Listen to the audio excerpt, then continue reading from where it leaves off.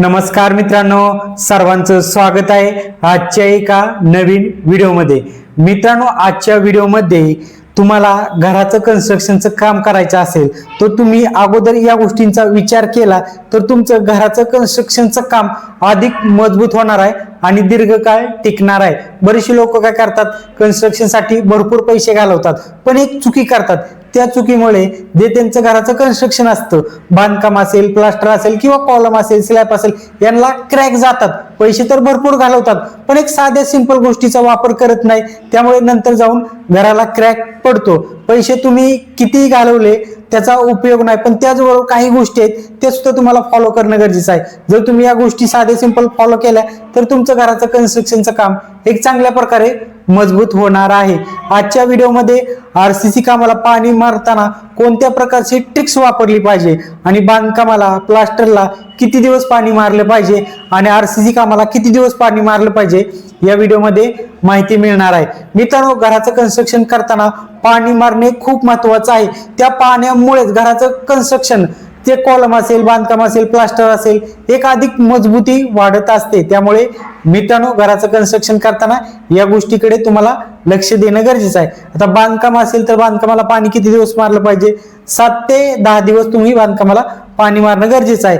जर प्लास्टर असेल तर प्लास्टरला सुद्धा 7 ते 10 दिवस पाणी मारणं गरजेचं आहे। आरसीसी कामाला पाणी मारताना तुम्हाला महत्त्वाची काळजी घेणं गरजेचं आहे। कारण काय करतात, बरेचसे लोक काय करतात, जे आरसीसी काम असतात त्यावरती डायरेक्टली पाईप धरतात, पाईपनं पाणी मारतात, पाईपनं कॉलम वरती, किंवा जे आरसीसी काम असतं त्याला फिनिशिंग असतं, फिनिशिंग वरती जर तुम्ही पाणी मारलं तर पाणी त्यावरती जास्त काळ थांबत नाही, डायरेक्टली ते खाली येतं आणि पाणी सुद्धा भरपूर वायपट जातं। पाणी वायपट जाऊन सुद्धा त्या कॉलमला किंवा आरसीसी कामाला एक चांगल्या प्रकारे मजबूती मिळत नाही, पाणीच मिळत नाही, त्यामुळे मजबूती वाढत नाही। तुम्हाला काय करायचं आहे, कॉलमला पाणी मारताना किंवा आरसीसी कामाला पाणी मारताना जे पोते असतात, जे तागाची पोती असतात, त्याला आपण एक साधे सिंपल भाषेमध्ये एक बारदानाची पोती म्हणतो, ते पोती तुम्हाला कॉलमच्या चारी बाजूनं गुंडलायचे आहेत, एक बांधून ठेवायचे आहे आणि नंतर पाईपनं पाणी मारायचं आहे।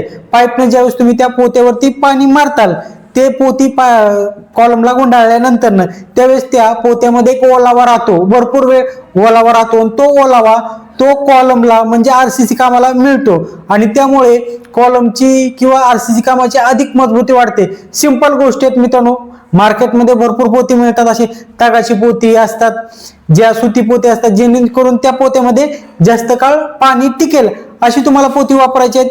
कॉलमला, आरसीसी कामाला गुंडलायचे आहेत। स्लॅबवरती आपण पाणी मारताना तर स्लॅबवरती डायरेक्टली पाणी आपण सोडून देतो, आळे असतात ते चारी बाजूने करतो आणि त्यावरती पाणी सोडून देतो। स्लॅबला तर योग्य पाणी मिळतं पण कॉलमला पाणी मिळत नाही, त्यामुळे कॉलम घराचं खूप महत्वाचा पार्ट आहे। कारण कॉलमवरती टोटली स्लॅबचा, बीमचा, पॅरापेट वॉलचा लोड येत असतो, त्यामुळे घराचं कन्स्ट्रक्शन करताना कॉलमला चांगल्या प्रकारे पाणी मिळलं पाहिजे। समजले मित्रांनो? व्हिडिओ जर आवडला असेल तर व्हिडिओला लाईक करायला आणि आपल्या चॅनलला सबस्क्राईब करायला अजिबात विसरू नका। धन्यवाद।